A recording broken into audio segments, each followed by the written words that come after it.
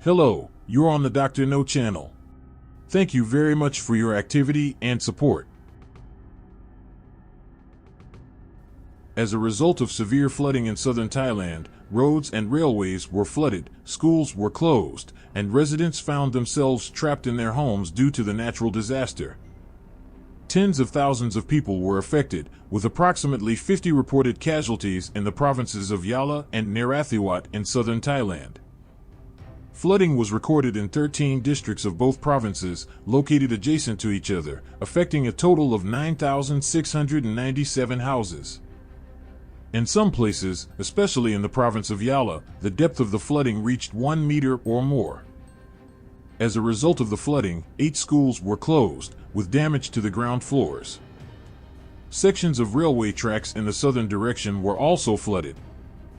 The province of Ranong, bordering Malaysia in the far south of the country, was the most severely affected, where floodwaters did not recede for several days. Some residents awaited help on the roofs of their homes. Specialists have been dispatched to both provinces to assess the damages and organize assistance to the affected citizens.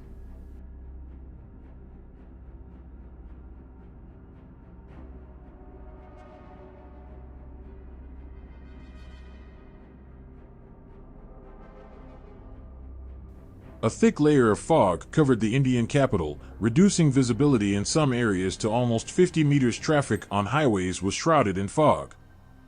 And at least 30 flights scheduled to land or take off from Delhi Airport were delayed. At least 14 trains traveling in northern India were also affected. The Indian Meteorological Department reported that very dense fog, occurring at a temperature of around 9 degrees Celsius, could persist in some areas of the city until Thursday. Other regions in northern India, including the states of Punjab and Uttar Pradesh, reported similar weather conditions. The temperature in most areas ranged between 6 and 10 degrees Celsius.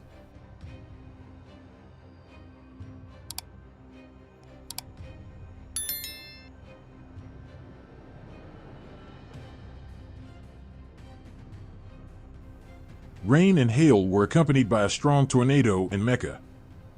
A video circulated on social media captured the formation of a repressive tornado southeast of Taif in the Mecca al-Mukarramah region. The video showed the formation of the tornado on Tuesday during the day, accompanied by moderate or light rain.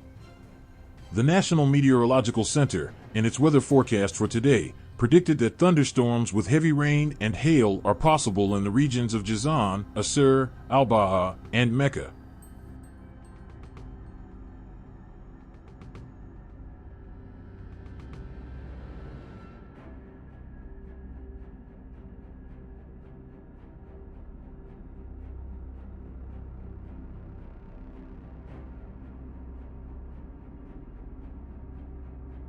The number of casualties as a result of the explosion at a metallurgical plant in Indonesia has risen to 18. The blast occurred in a nickel smelting furnace on Sulawesi Island on Sunday, December 24th. It is reported that the furnace exploded during maintenance work, resulting in the death of 13 workers. 3 more injured individuals died later in the local hospital, with 2 additional deaths occurring on December 26th. The total number of casualties reached 18, including 8 workers from China.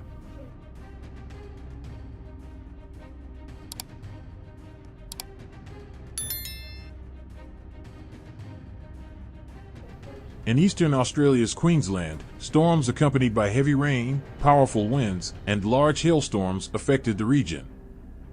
Due to inclement weather, homes of 000 consumers were left without electricity. A storm cell covered an area from Dawn to North New South Wales, damaging 120 power lines during thunderstorms. According to the data from the Queensland State Power Company, which serves 2 million homes and businesses.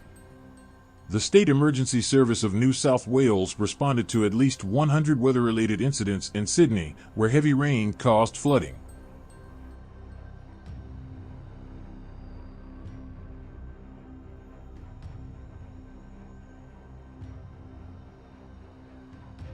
On the Kuril island of Paramushar, specialists recorded an ash emission from the Abiko volcano. The Russian Ministry of Emergency Situations reported that the Sakhalin Regional Group of the Main Directorate of the Ministry of Emergency Situations of Russia informed about the volcanic eruptions.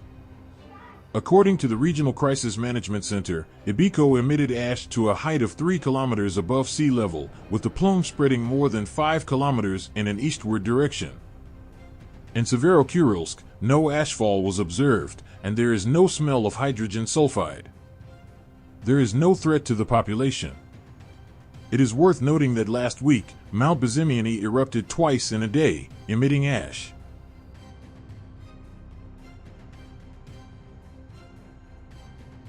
A magnitude 5.7 earthquake occurred in Cook Strait off the coast of New Zealand, according to the United States Geological Survey.